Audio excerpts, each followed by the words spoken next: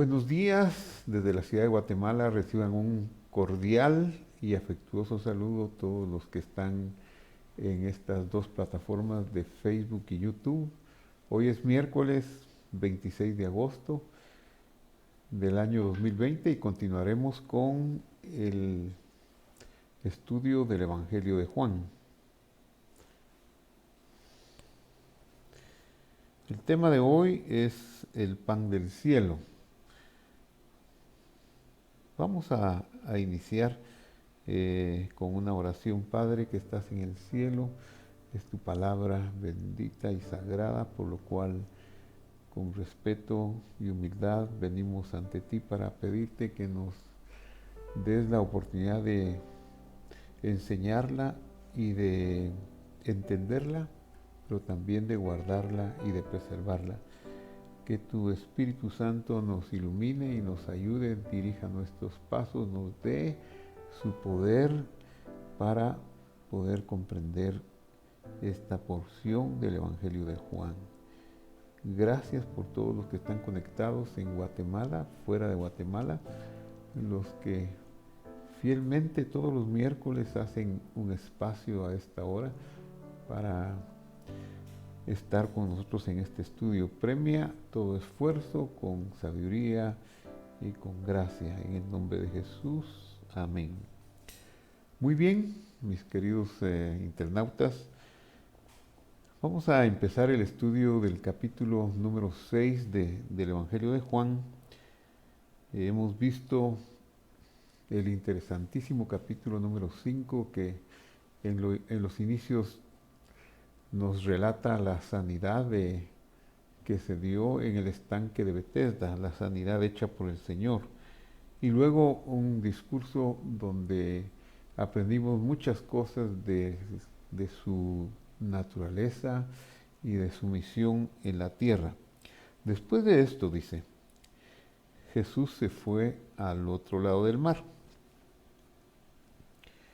Eso significa que Jesús subió de Judea y se fue a Galilea, como vimos al final del capítulo 5, y ahí encontró en Caná un siervo, un empleado funcionario del rey Herodes, y hubo un milagro de sanidad. Después de esto, entonces, él descendió al lago de Galilea o al mar de Galilea, como se le conoce bíblicamente, y fue al lado de la ciudad de Tiberias, que era la ciudad del rey, la ciudad de Herodes. Entonces podemos apreciar Caná está en esta parte de la parte superior. Aquí apenas si miramos Caná, y aquí se dio el milagro, hay más de un día de camino, pero él lo hizo y descendió a Galilea. Se fue a Capernaum, donde fue la sanidad del hijo del noble, y luego tomó un barco y se fue a Tiberias, al otro lado, al lado de Tiberias, que está siempre en el lado occidental del mar de Galilea o del lago de Galilea. Pero lo vio una gran multitud y lo siguió. Entonces aquí nos va a dar la historia de un milagro extraordinario. Y dice el versículo 2, una gran multitud lo seguía, pues veían las señales que realizaba en los enfermos. Entonces Jesús subió al monte y se sentó ahí con sus discípulos. Dice los otros evangelistas en Marcos, Mateo y Lucas que ellos aportan algunos datos que Juan no tiene.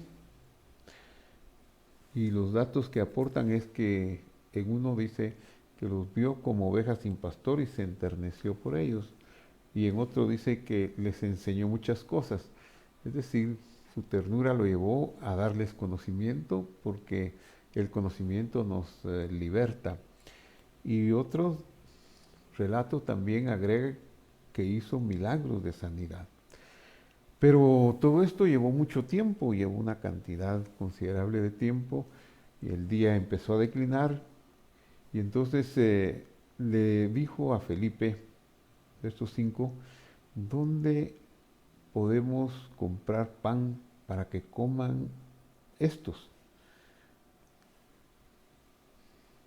Pero dice que él se lo decía para probarlo, para darle una enseñanza, porque él sabía lo que tenía que hacer, no estaba tratando de poner a prueba a Felipe.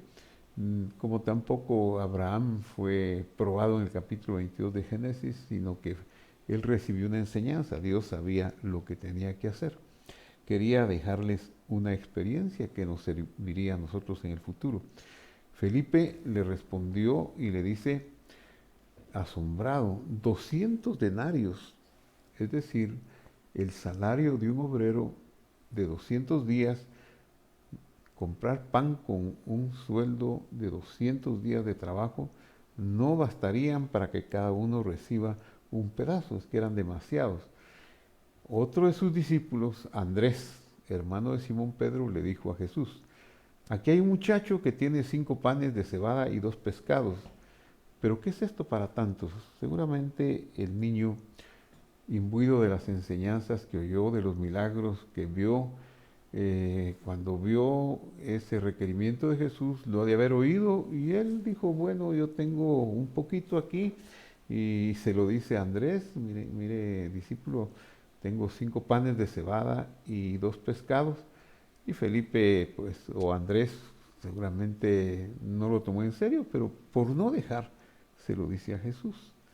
Pero le pone su parte, le pone su opinión. ¿Qué es esto para tantos?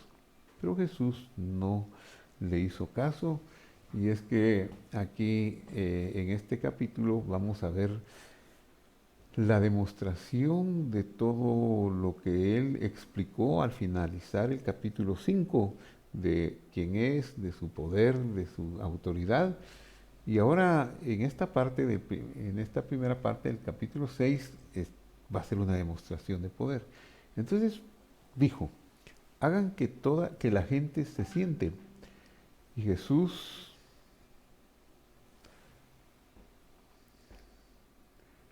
y dijo Jesús, y había mucha hierba en aquel lugar, así que se sentaron.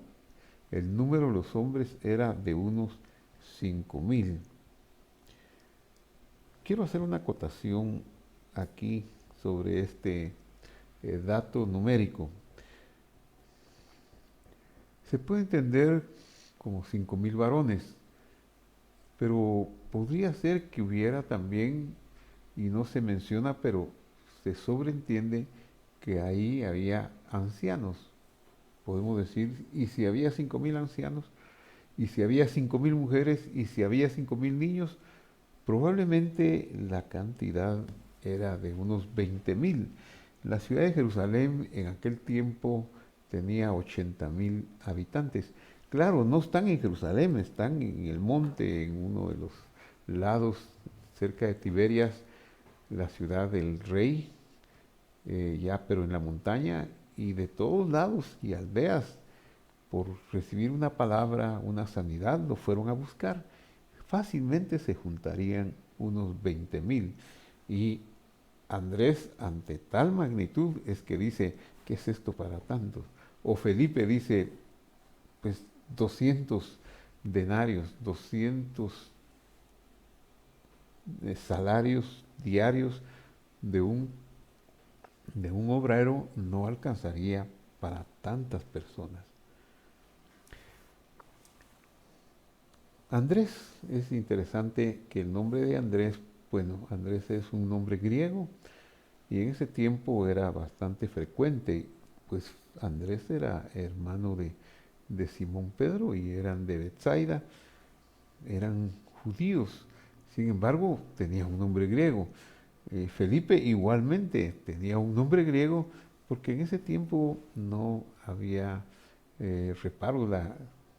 Reconocemos que la cultura griega había influido en la cultura hebrea. Pero es curioso que el nombre del que dice hay 5 panes y 2 peces, es Andrés. Y el nombre que se utiliza en griego para decir cuántos hombres había es Andreas. Andreas es el nombre griego y Andrés es el nombre del discípulo, como que es un juego de palabras, ¿verdad? Entonces Jesús, dice el verso 11 del capítulo 6, tomó los panes y habiendo dado gracias, los repartió a los que estaban sentados y lo mismo hizo con los pescados, dándoles todo lo que querían. Imagínense, no había escasez, no había restricción de no alcanzar lo que querían, se les daba. Es bueno que hagamos una profundización sobre este momento, este pasaje, acerca de cómo pudieron multiplicarse esos 5 panes de cebada y 2 pescadillos para alimentar una multitud de 20,000 o de 15,000, si no queremos ser muy exagerados, pues 15,000, pero de que era 5 multiplicado por 2 o por 3, eso sí es un hecho. Entonces, en Deuteronomio capítulo 8, versículo 10, hay una escritura que dice así, y comerás, dice, y comerás y te saciarás y bendecirás al Señor tu Dios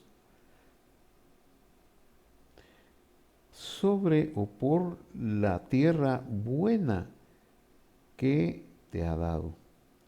Este es un mandamiento del Señor dado en el libro de Deuteronomio que nos instruye a nosotros a ser agradecidos por la comida. Comer, dar gracias a Dios, puede hacerse de 2 maneras. Puede hacerse antes de comer una bendición breve y puede hacerse una bendición de mayor gratitud, de mayor profundidad después de comer. Quizá nosotros acostumbramos solo a hacer la oración antes de comer, pero tenemos un resabio de la enseñanza de nuestros padres que sería bueno descombrar, porque al finalizar de una comida decimos buen provecho y hay como una necesidad de dar gracias o gracias a Dios, bendito sea Dios. Pero la Biblia nos dice en Deuteronomio capítulo 10, capítulo 8, versículo 10, que debemos ser agradecidos por la tierra, por la comida que Dios nos dio, y no solamente por la comida del momento, sino por la comida que le dio a nuestros padres. Imagínense ahora con esta pandemia mundial, las dificultades que ha habido para el sustento en muchos casos han sido extremas, ha habido mucha necesidad y vemos que el trabajo es imperioso para poder vivir y tener sustento, pero si hay un peligro y no salimos a trabajar, esas posibilidades se reducen. ¿Cómo harían nuestros padres cuando la llamada mal o bien llamada gripe española de hace 100 años se desparramó por el mundo y le dio muerte a 50 millones de personas? Pues el hecho de que nosotros estemos aquí contando la historia significa que nuestros padres en particular sobrevivieron y sobrepasaron esa pandemia. ¿Con qué tecnología? Pues obviamente con una tecnología de 100 años de diferencia que no tuvieron las ventajas que tuvimos nosotros. Pero ellos lograron sobrevivir y eso es motivo de darle gracias a Dios. Nuestros padres vivieron, pero también hubo padres espirituales y como que hay que ser agradecidos por todo. Como que el ser agradecidos nos puede llevar a tener un sustento permanente, que Dios siempre nos provea. No porque Él necesite que le agradezcamos, nosotros necesitamos agradecerle con la gratitud en nuestro corazón y en nuestra boca. Creo que abrimos las puertas para que venga esa comida, porque aquí lo que vemos es lo siguiente. Veamos lo que dice ahora el versículo siguiente. Juan capítulo 6, 12. Cuando se saciaron, dijo a los discípulos, recojan, vamos a ver si encuentro el versículo 11. Aquí está en el versículo 11. Esta parte quiero señalar. Cuando dice, y habiendo dado gracias, Dios mismo nos enseña aquí en este pasaje la gratitud que debemos tener. Él tomó los panes y no los empezó a repartir. No empezaron a comer, habiendo dado gracias. Pero cuando nosotros vemos la instrucción de Deuteronomio, donde encontramos que dice, Beajaltá de Sabatá, ahí hay una forma de ver dos tiempos verbales. Uno, un tiempo pasado y otro, un tiempo futuro. Entonces, esto, ¿qué nos enseña? Comerás y te saciarás y bendecirás al Señor tu Dios. Significa que antes de comer debo dar gracias, que después de comer debo dar gracias. Y eso va a hacer que el milagro se consume. Eso nos muestra el milagro de la alimentación de los 5,000, esa gratitud. Claro, algunos evangelios, los otros evangelios brevemente dicen, y luego, y bendijo, tomó los 2 peces y los 5 panes que le habían dado, bendijo y y lo repartió. Pero ese bendijo está muy escueto. Nos abre la ventana de Deuteronomio 8:10 cuando dice que nosotros comeremos y bendeciremos a Dios por la buena tierra. A eso es lo que hay que hacer. Estar conscientes que la tierra produce, incluso que los labradores de la tierra, los que transportaron al mercado, los que llevaron a la tienda del barrio donde nosotros adquirimos el alimento, todo es un proceso y se involucraron personas y sería bueno que nuestros corazones fueran agradecidos, porque eso nos va a permitir siempre tener el sustento, que nunca nos falte. La gratitud es una gran virtud. Entonces, continúo, después de haber visto esto, dice, y cuando se saciaron, ya no más.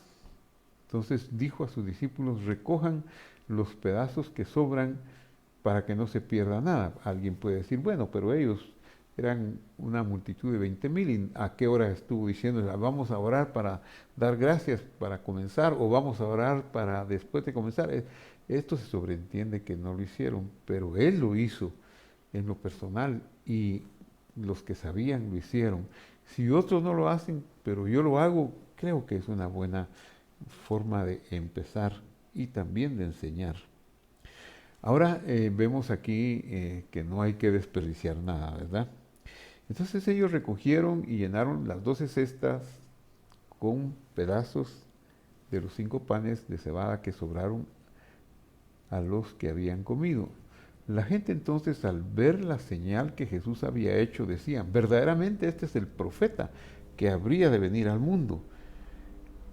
Por lo cual, o por lo que Jesús, dándose cuenta de que iban a venir por la fuerza y hacerle rey, se retiró él solo otra vez al monte.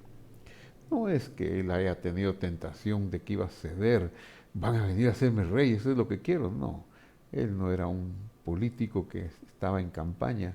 Él sabía cuál era su misión y no podía, antes de cumplirla, permitir que nada lo desviara de esa misión.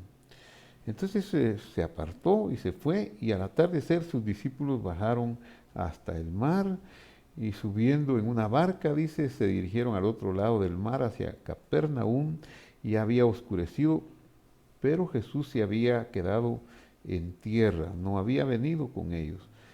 El mar estaba agitado porque soplaba un fuerte viento. Y cuando habían remado con esfuerzo por causa de la agitación del mar, unos 25 o 30 estadios, o que sería el equivalente a nuestra medida de hoy de 4 o 5 kilómetros, vieron a Jesús caminando sobre el mar y que se acercaba a la barca y se asustaron. Claro, no es para menos en medio de la noche ver que alguien se asuste o ver que alguien camina sobre el mar, eso lo sobrecoge a uno porque era un milagro. Pero recordemos que ahí está el que creó el mar, el que creó los vientos y todos ellos se le sujetan. Él les dijo, yo soy, no teman.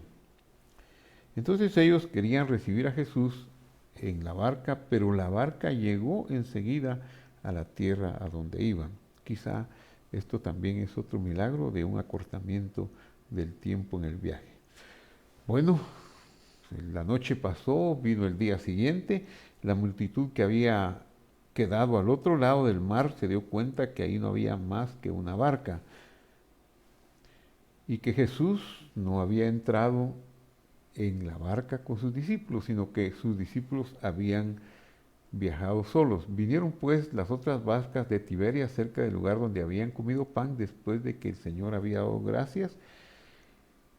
Y cuando la gente vio que Jesús no estaba ahí, ni tampoco sus discípulos subieron a las barcas, empezaron una especie de ¿dónde está? Y a perseguir y con curiosidad. Y entonces se dirigieron hacia Capernaum para buscarlo.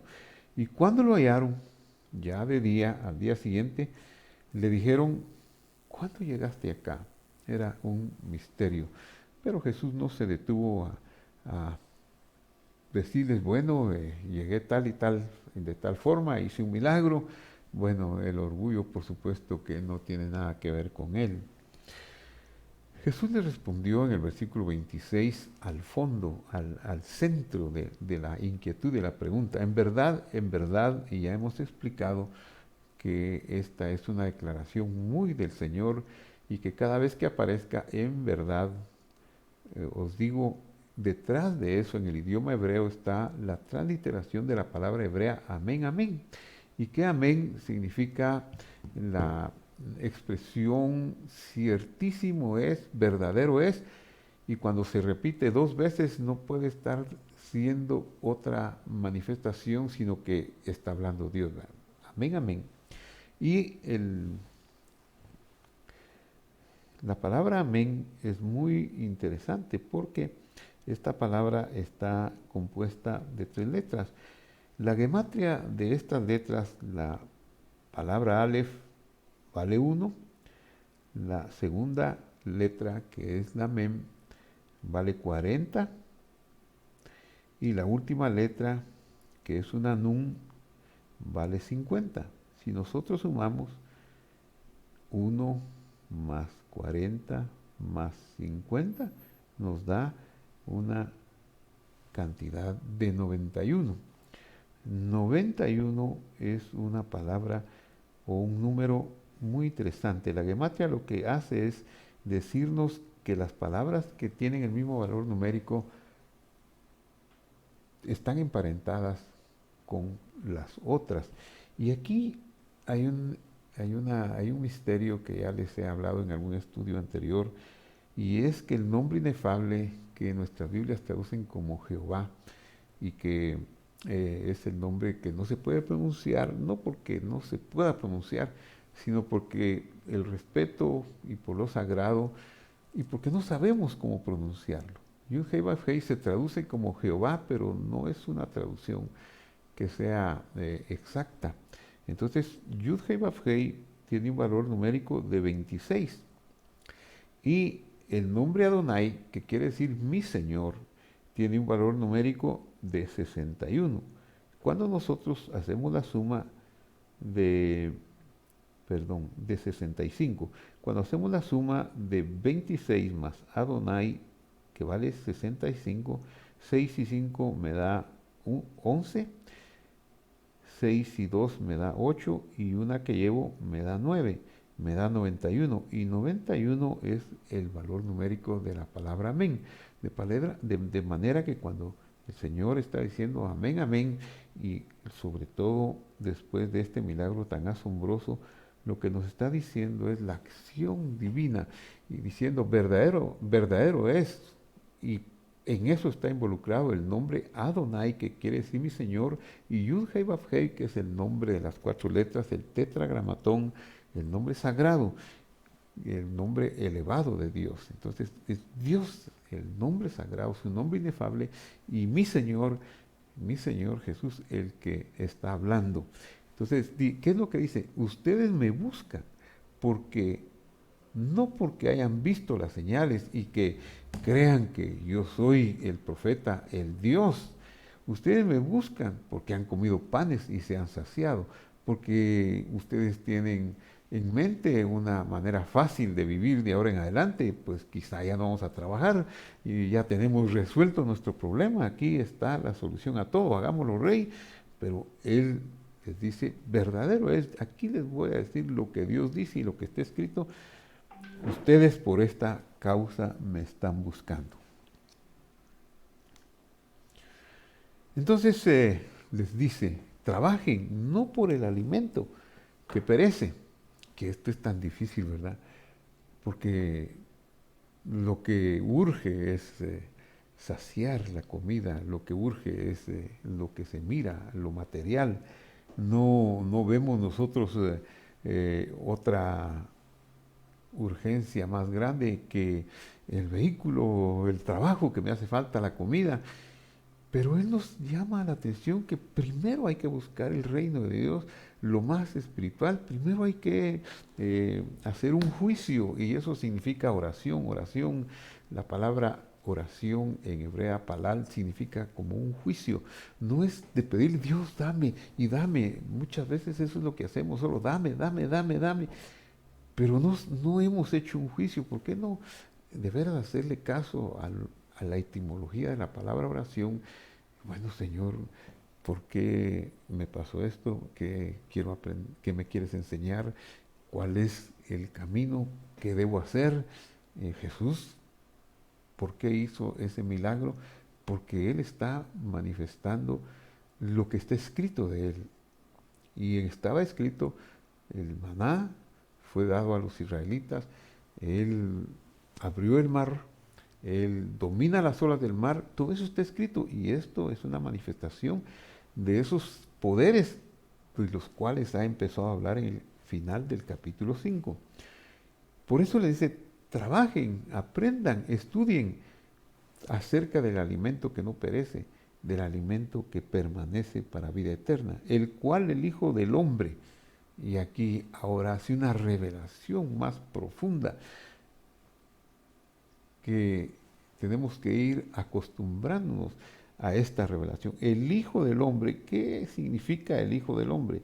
El Hijo del Hombre no es como decir un hijo de una pareja humana, porque no es así como Él vino. El Hijo del Hombre es el Ben Adán, y eso ya hemos visto que significa el portador de los atributos del amor entrañable de Dios, y Él es a quien el Padre designó y ha marcado con su sello. El Ben Adán, el Hijo del Hombre, el Abba, el Padre, lo ha marcado para que Él sea el que distribuya los regalos del cielo para ustedes. Entonces le preguntaron, ¿qué podemos hacer para poner en práctica las obras de Dios? Porque esa es una pregunta muy razonable. ¿Y cómo puedo poner en práctica? ¿Cómo puedo hacer las obras de Dios? Y la respuesta es asombrosa. Esta es la obra de Dios, que creáis en el enviado, que creáis. Qué difícil es creer en un hombre que se mueve, que camina, que aparentemente es un hombre normal, pero que los milagros y las palabras que salen de su boca demuestran que no es un hombre como todos los hombres, porque no hay ventaja en sus palabras, no hay manipulación, sino que hay verdad y hay poder de compasión para sanar a los enfermos, para saciar las necesidades de los demás. Y por eso les dice, crean en el que Dios ha enviado. Esa es la obra de Dios. Entonces la obra de Dios no consiste en hacer y hacer y hacer y en guardar los mandamientos. Son dos cosas las que hay en las Sagradas Escrituras, mandamientos y promesas.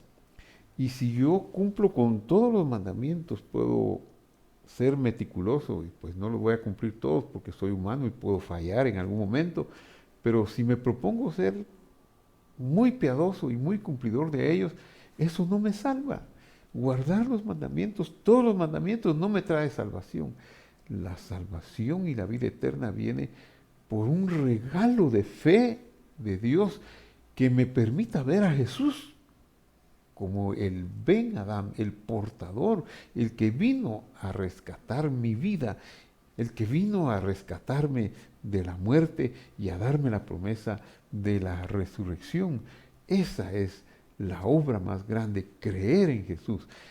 De manera pues que si yo creo en cualquier otro poder, cualquier otra institución o cualquier otra enseñanza que haya sido poderosa a lo largo de la historia o que sea popular en estos días, pero no tiene en el centro al Hijo de Dios, al Ben Adán, al Jesús de Nazaret, al que murió en la cruz, yo diría que ha sido una pérdida de tiempo, que no hice la obra de Dios, que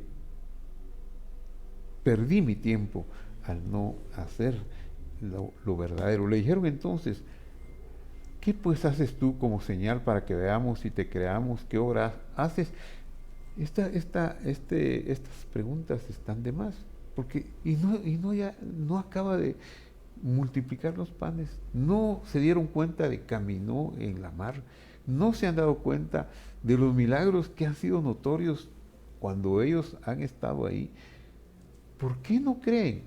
Entonces, Dios es el único que puede hacer que creamos. Si usted cree en Jesús, si usted ya cree en Jesús, usted es dichoso. Esa obra, como le dijo Dios a Pedro, Jesús a Pedro, no te lo reveló carne ni sangre, sino mi Padre que está en los cielos. Si usted no cree, pues escuche la palabra, porque de oír la palabra puede venirle el regalo de creer.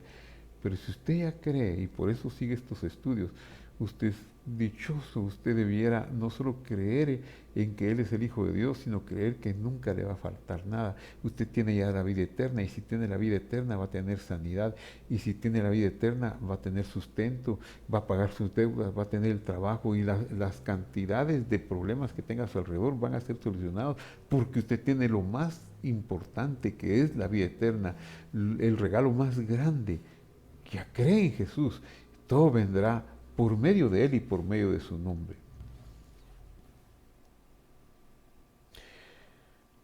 Mire, la incredulidad es terrible, ¿verdad? Porque ellos ahora empiezan a enfrentarlo. Nuestros padres comieron el maná en el desierto, como está escrito, y les dio a comer pan del cielo. Entonces Jesús les dijo, amén, amén, otra vez, verdadero es, Dios está hablando, en otras palabras, no es Moisés el que les ha dado el pan del cielo, sino que es la palabra, las promesas de Dios, las que les da el verdadero pan del cielo. ¿Y quién es el que les está hablando? El verdadero pan del cielo. Él, por la tarde, y aquí tenemos que ir al relato de cuando cayó el maná, por la tarde subieron las codornices y cubrieron el campamento, y por la mañana había una gran capa de rocío alrededor del campamento. Cuando la capa de rocío se evaporó, había sobre la superficie del desierto una cosa delgada como copos, menuda como escarcha sobre la tierra. Al ver a los israelitas dijeron unos a otros, manjú, manjú, que es man, es una interjección que puede ser traducida aquí. ¿Qué? Hu, esto. ¿Qué es esto? Porque no sabían qué era. Usted tradujo o nos quedó transliterado como man o como maná. Y en Números, en el relato de Números dice, y el maná era como una semilla de cilantro y su aspecto como el del bedelio.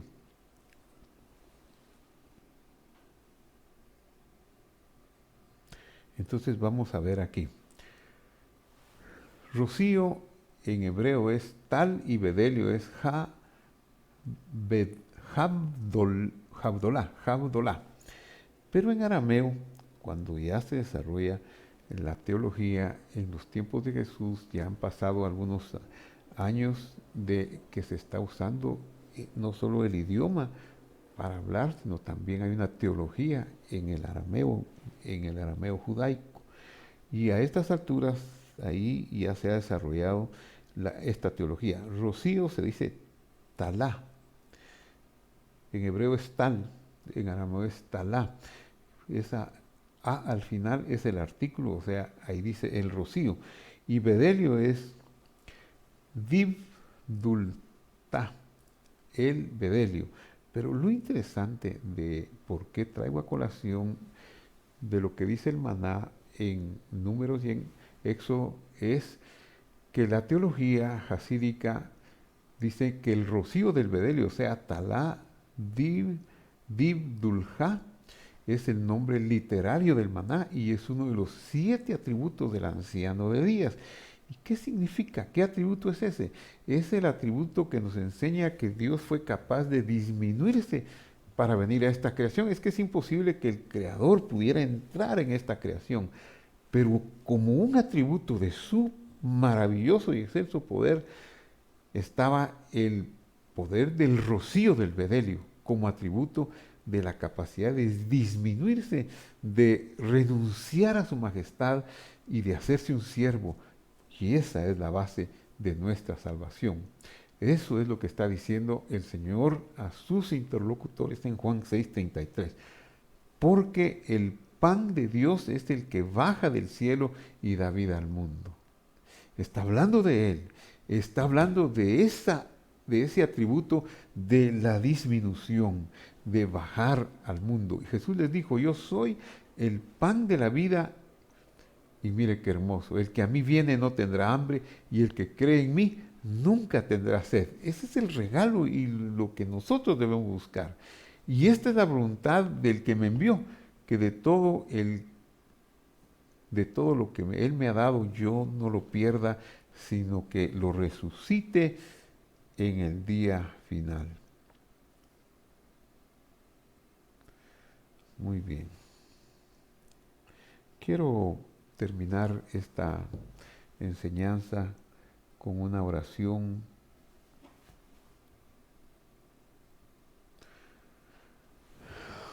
y pedirle a Dios que nosotros seamos capaces de creer y con eso nos llevará la promesa maravillosa de la resurrección.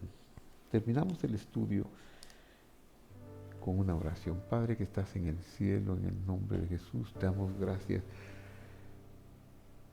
porque tú viniste al mundo, porque aunque estábamos muertos en delitos y pecados y éramos incapaces de creer y de dar pasos hacia ti, y si no hubiera sido por tu gracia y tu amor tan grande que nos buscaste como buscaste a la mujer samaritana, o como buscaste a muchos otros, así también nos encontraste y te revelaste a nosotros.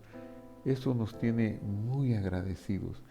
Y has puesto en nosotros una revelación, una promesa revelada, que no hay que trabajar por la comida que perece. Sí debemos trabajar, pero sabemos que comeremos, nos saciaremos y te bendeciremos porque hemos comido y bebido.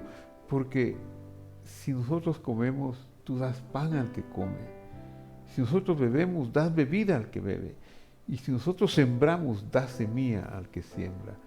Por eso, Señor, nuestro mayor anhelo no es pedirte que nos des la comida, que nos des el sustento, porque eso, si nos das la vida eterna, nos darás todo lo necesario para esta tierra. Por eso, querido